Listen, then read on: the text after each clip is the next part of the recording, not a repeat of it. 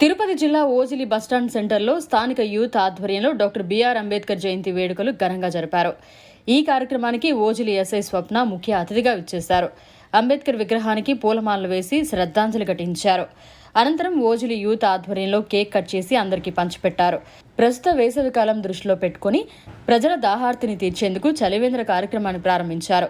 అనంతరం doctor BR Ambedkar సేవలు మరువలేనివని ఈ సందర్భంగా ఆమె ఆయన్ను కొనియాడారు. ఈ కార్యక్రమంలో పోలీస్ సిబ్బంది, ఆటో యూనియన్ సిబ్బంది, స్థానిక యూత్ తదితరులు పాల్గొన్నారు. ఎవరి గురించైనా తలుచుకోవాలి అనడానికి ఎవరన్నా నిదర్శనం ఉన్నారు అంటే అటువంటి వ్యక్తి కేవలం డాక్టర్ బిఆర్ అంబేద్కర్ గారు మాత్రమే.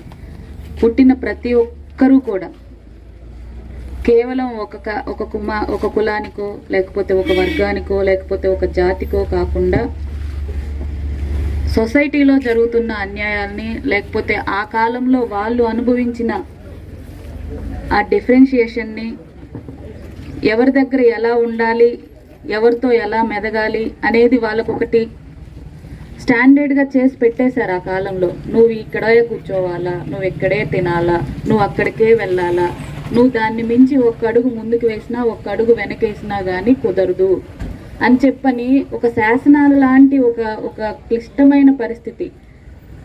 బ్రిటిష్ వాళ్ళ కాలం అవ్వచ్చు, ఆ తర్వాత మనం స్వతంత్రం తెచ్చుకున్న తర్వాత మన వాళ్ళు బిహేవ్ చేసిన విధానం అవ్వచ్చు, డబ్బున్నవాడు ఒకలాగా, డబ్బు లేనివాడు ఒకలాగా, అధిక కులం ఉన్నవాడు ఒకలాగా, తక్కువ ఉన్నవాడు ఒకలాగా, ఈ విధమైన వాతావరణం ఉన్న పరిస్థితుల్లో ఆయన పెరిగింది కూడా అటువంటి వాతావరణమే. కాబట్టి అటువంటి వాతావరణం భవిష్యత్తులో వచ్చే బిడ్డలు ఎవరూ కూడా చూడకూడదు, ఎవరూ కూడా ఇలాంటి వాటిని ఫేస్ చేయకూడదు, ఇలాంటి కష్టాలు అవ్వచ్చు లేకపోతే బాధలు అవ్వచ్చు, బడికి వెళ్ళడానికి కూడా అర్హత లేనంత స్థితిలో ఉండకూడదు అనే మంచి ఉద్దేశంతో ఆయన పడిన ప్రతి ఒక్క దాన్ని కూడా మనసులో పెట్టుకొని ఇట్లాంటిది భావితరాల వాళ్ళకి తీసివేయాలి అనే గొప్ప ఉద్దేశంతో, తీసివేయాలి అని ఆలోచిస్తే దేనికి ఆన్సర్ అనేది రాదు ఎప్పుడూ కూడా.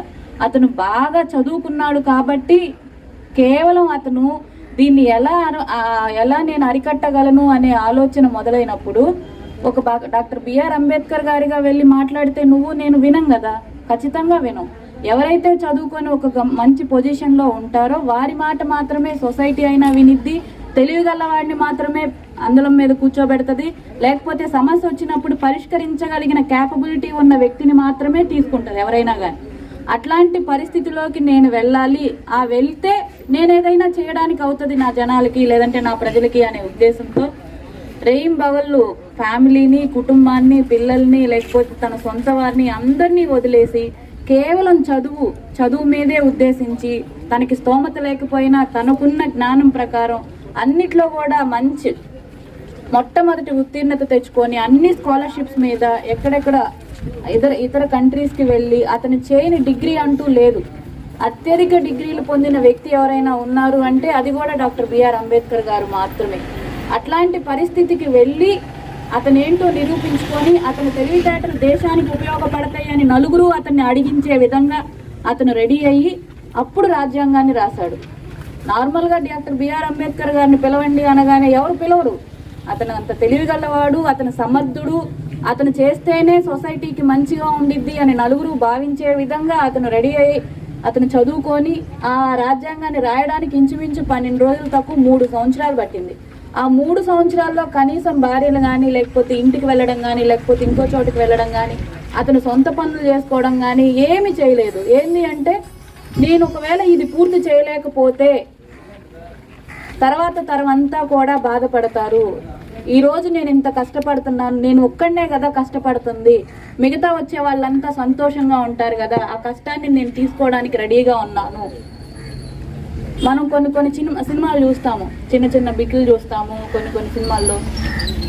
అట్లాంటివి చూసినప్పుడు డాక్టర్ బిఆర్ అంబేద్కర్ గారి జీవిత చరిత్ర చూసినప్పుడు చాలా ఆశ్చర్యమైన కార్యాలు, అంటే ఆలోచింపదగిన చేసే సన్నివేశాలు చాలా ఉంటాయి. నా మనసుకు అనిపిస్తుంది, అరే ఈరోజు మనం ఒక కుటుంబంలో ఉన్న అన్నదమ్ముల్నే సొంతంగా తీసుకోలేకపోతున్నాము, అసలు ఏమీ కానీ మన కోసము వచ్చే తర్వాత భవిష్యత్తులో వచ్చే చిన్న ప్రజల కోసము ఎంత మాత్రం కూడా మన గురించి అవగాహన లేని వ్యక్తి మన కోసం ఇంత చేస్తాడా, ఒక కుటుంబాన్ని పక్కన పెట్టి, అతని సంతోషాలను పక్కన పెట్టి, అతని యొక్క ఇష్టాలను పక్కన పెట్టి కేవలం చదువు రాయడం ఒక 3 సంవత్సరాలు పట్టింది అంటే దానిలో ఎన్ని మోడిఫికేషన్స్ ఉండుండొచ్చు, ఎన్ని రకాల ఆలోచనలు పెట్టుండొచ్చు.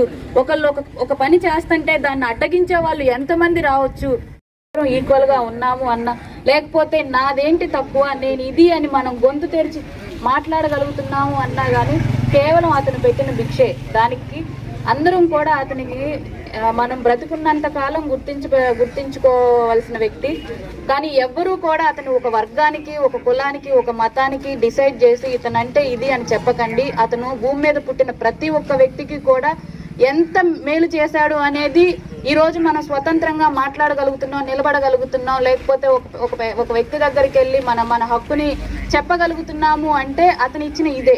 కాబట్టి ప్రతి ఒక్కళ్ళు కూడా అది గుర్తుపెట్టుకొని అతను మన కోసం ఎంతైతే చేశాడో కనీసం మన కోసం కాక మన చుట్టూ ఉన్న జనాల కోసం కాకపోయినా మన కుటుంబం కోసం అన్నా కానీ చేసుకునే పరిస్థితిలోనన్నా మనం ఉన్నామా లేదా అని ఆలోచించుకొని అట్లీస్ట్ అన్నదమ్ములన్నా సంతోషంగా ఒకరి కోసం ఒకళ్ళు, మీ కుటుంబంలో ఉన్న రిలేటివ్స్ కోసం మీరు, మీ చుట్టుపక్కల ఉన్న ఫ్రెండ్స్ కోసం అన్నా కానీ అందరూ కలిసి ఒకరికొకరు తోడుంటారని చెప్పని భావిస్తున్నాను. అదేవిధంగా ఈరోజు అంబేద్కర్ జయంతి పుట్టినరోజు సందర్భంగా ఇంత మంచి కార్యక్రమాన్ని ఏర్పాటు చేసిన యూత్ అందరికి కూడా ధన్యవాదాలు తెలుపుతున్నాను. వాస్తవంగా అందరూ వేరే ఈ సీజన్లో, ఈ సమ్మర్ సీజన్లో మనకి ఎక్కడన్నా మన మండలంలో ఎటు వెళ్ళాలన్నా కానీ ఇక్కడ నుంచే స్టార్ట్ అవుతారు.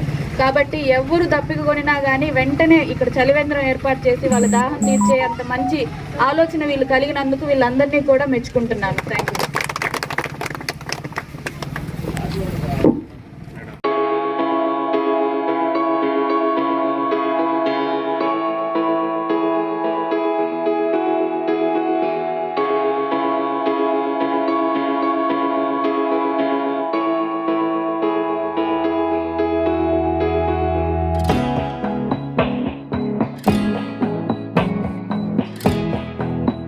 మరిన్ని అప్డేట్స్ కోసం మన HN9 టీవీ ఛానల్ని సబ్స్క్రైబ్ చేసుకోండి.